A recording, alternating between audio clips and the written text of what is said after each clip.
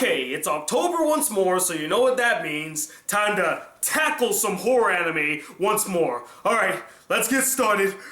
Hopefully the first one's gonna be worth fighting. Let's go.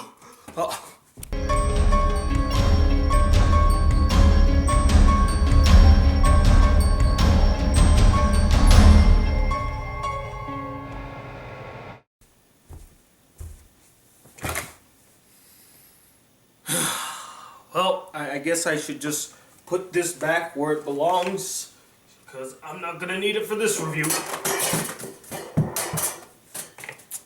Yup. Okay, now that that's fixed. Hey guys, the Black Critic Guy here with the first anime review for Horror Month, and that's on the anime Blood Sea. Let's get started. So Blood Sea follows Saya Kisaragi, a seemingly average high school girl, although she's not really all that average, as she does fight these powerful monsters that they refer to as Elder Brands, at least in the English dub, on a very daily basis, and stops them from attacking and consuming humans. But as she continues to fight these beings, the more she slowly starts to uncover the truth behind who she is, what she is, and what is going on in this small town. Now, I've heard of the Blood franchise for many years now, and I've been meaning to watch the original, which is Blood the Last Vampire. I wanted to check it out, but I just haven't really found the time to watch it, as I have so many anime to watch and review, and very little time to get to all of them. But recently, I asked you guys on Facebook and Twitter to recommend me some anime to watch and review for Horror Month, and many of you requested that I check out Blood Sea, which is actually a spin-off of the original Blood the Last Vampire, and has no real correlation with the original as far as I'm concerned. It's its own story, so I'm going to judge it as such. But this was my first entrance, my first impression of the Blood franchise. And so I watched the entire series, and after watching it, all I really have to say is that this is an anime of so-so proportions. The animation was good in some parts, especially when it came to the action scenes, but it was generic looking and dull in other parts. It didn't really have its own visual style or flair to it. The English dub, done by Funimation, whom I'm a big fan and supporter of, was also pretty hit or miss, with some of the voice actors and actresses doing well with their performances, particularly Alexis Tipton, who voices the main character. She did a really good job with her performance, but the others, they didn't really stand out that much. They came off as generic and shallow. They didn't do a good job at emoting for their characters. Now, you could make the argument that this was done on purpose, but I have a sneaking suspicion that this was not the case. They tried to emote and try to express emotions through their voice work, but it just didn't register. The action at times could be fun, thrilling, and engaging to watch. There are some cool throwdowns here and there, especially the one nearing the end. There's a really cool sword fight between two characters that I thoroughly enjoyed watching, but other times I wasn't really all that invested in the action. I didn't really care what was happening on screen, who was dying, or who came off on top, because there was no real weight to the action scene. I won't deny, there are some fascinating aspects in the story that did intrigue me a bit, but in the grand scheme of it all, I found it extremely difficult to actually give a damn about what was happening in said story. There's no real sense of engagement. I wasn't invested in the characters and the journey and the story that was being told. I was just kind of like, okay, that's what's happening, I guess. It basically is just telling us to follow along on this story, and it's gonna unravel, and there's gonna be a big twist near the end, so stick around. You're gonna have to wait and see the big reveal of it all, and that's fine and all, but I want to actually feel invested into what's going on to the point where I actually care about the story and the characters, and it just was nowhere to be seen. Now, I will say that the twist that happens nearing the end is interesting, and they did a good job at setting it up, but again, I must ask, why should I care? Why should this come off as a big surprise? Oh my god! When the twist happened, I was like, okay, I guess, that's pretty good, I guess. Okay, whatever. And that's not how you're supposed to react to a major monumental twist like the one they gave us here in Blood Sea. And trust me, it's a pretty big one. You're supposed to be like, whoa, that's what's really going on? Wow, I really didn't see that one coming. Wow, That was a good job, writers. Great on the execution there. What you really come off feeling is, okay, I guess that the twist is pretty good and helps to explain a lot of things prior to the twist. I will say that there was one element to the twist that I totally called. The minute that I saw it, I was like, yep, I knew that from the beginning. And finally, the characters.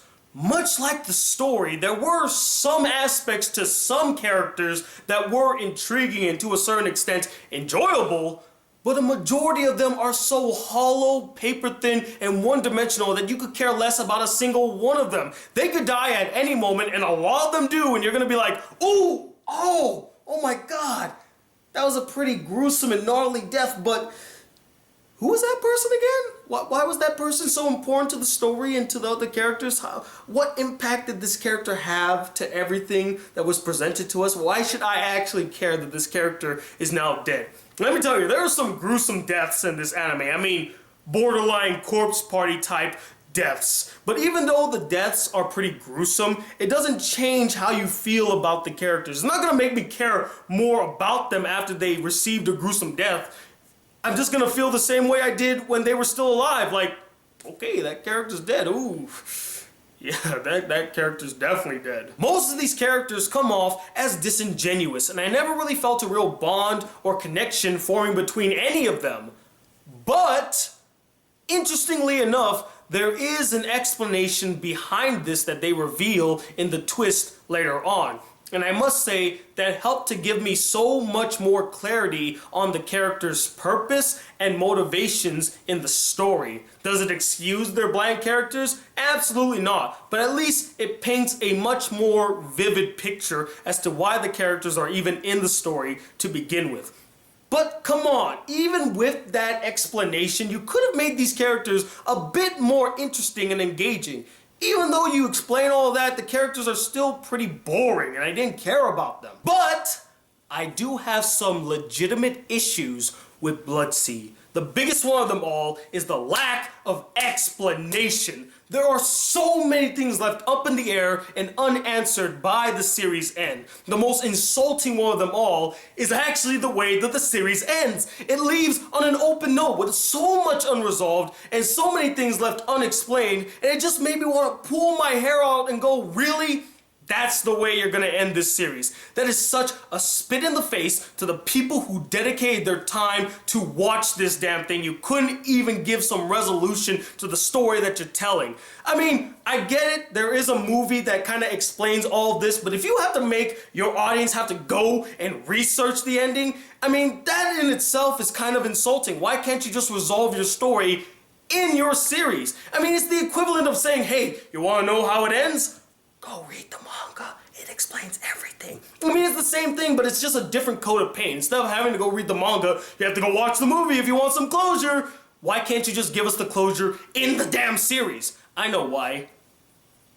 You make more money that way. Fuck you, you greedy motherfuckers. Conclude your lackluster story. Many of the things left unexplained by the end of the series is who exactly is Saya? Yeah, they do explore a little bit of her past in the last episode, but it's just not enough to paint a clear picture so that we can understand who this character is and where she's come from, how did she get the powers that she got. I mean, no explanation of that whatsoever. There's also this dog character that appears in the anime that says to Saya that she made a promise to somebody many years ago.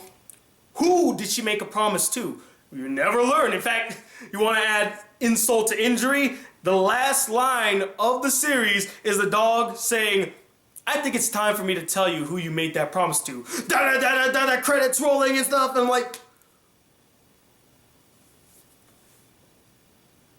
really with that shit? Really? Hey, here's an idea. Why don't you fucking tell us who the person was? Stop leaving us hanging on a rope trying to say, please, just tell us how it ends, please, we want to know information. No, we're just gonna leave you hanging until we finish the movie. I just take issue with series that don't have proper conclusions, that don't know how to wrap up their story, tying up all the loose ends. They have to still leave their audience hanging, wondering how it's all gonna end. And honestly, I just don't have enough time, nor do I have the motivation to actually seek out this information if you can't even give it to me. And the final issue I found was with the main antagonists of the series. They are just as lackluster as every single one of the characters in this series. When I found out who the main antagonist was, I went, yeah, I kind of knew that was the person. Whatever. The character's boring, who cares? You know something? After thinking long and hard about this series and doing the review out loud, I changed my opinions on Blood-C. Overall, I was gonna give it like a 3 out of 5. You know, it's kind of so-so. There's some good things to it, but also some bad things. But no! The bad trumps all the good. And the good things, they come with a little asterisk because, yeah, it's good in some parts, but in other parts, it's really bad. And the ending is just insulting. Why should I give an anime like this such a passing grade like a 3 out of 5? It doesn't deserve a 3 out of 5. Because not only does it insultingly leave you hanging on a rope, but it's just so boring and dull and unengaging. Why waste your time with an anime that literally is a 2 out of 5 stars? An easily forgettable anime. By the time you're done watching it, you're not going to remember anything of it. In fact, after this review, I probably will never think of Blood-C ever again. And I'm kind of heartbroken that this was my introduction to the Blood franchise. I personally feel like I should have watched the original, because that probably would have been a better introduction to the franchise instead of Blood-C. But as always, guys, I'm not the end-all be-all opinion when it comes to Blood-C. I'm sure there's plenty of you out there that are huge fans of this show, and there are plenty of you out there that agree with my opinion. So I would love to know what you guys thought of Blood-C. Do you absolutely adore it and consider it the best in the franchise? Or do you find it really boring and you like the other versions, the other series in the franchise instead of this one? And let me know, what is your favorite series in the Blood franchise? The original, Blood Plus, or Blood-C? Comment below, let me know, stay tuned. Got hopefully some movie reviews once Hurricane Matthew gets the fuck out of Dodge. I can actually go to the movie theaters and go check out some of the new releases like The Girl on the Train, some other movies that were coming out. I'm kind of drawing a blank here, but I know there were other movies that I really wanted to see this weekend. Probably Deepwater Horizon. So many things I gotta watch and review. So stay tuned for that. And as always, guys, if you'd like to see more videos on this channel, be a part of the Black Critic crew, please hit that subscribe button below, like this video if you really enjoyed it, and I'm 21 kind of disappointed that this is the real start to Horror Month as the Black Critic Guy. Till then, peace, YouTube.